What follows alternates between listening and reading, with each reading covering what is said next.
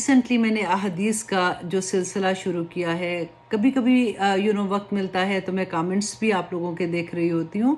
कुछ लोगों को थोड़ी सी गलत फहमी है हदीस के बारे में, और कुछ लोग तो हदीस का इनकार ही कर देते हैं।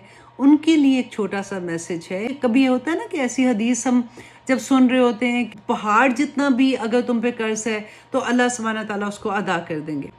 तो वो कमेंट के नीचे मैं देख रही थी, उन्होंने कहा कि जी ये आप कैसी बात करती हैं, लोगों को कहें कि काम करें, ये घर में बैठ के ऐसे थोड़ी कर्ज अदा हो जाएंगे।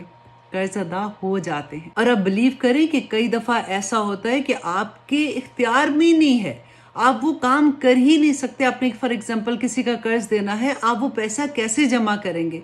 अल्लाह सुब्हाना ताला कहीं दूर बैठे इंसान के दिल में ये इल्का कर देते हैं कि उस इंसान को मदद चाहिए, उस इंसान की मदद करो, और ये होता है।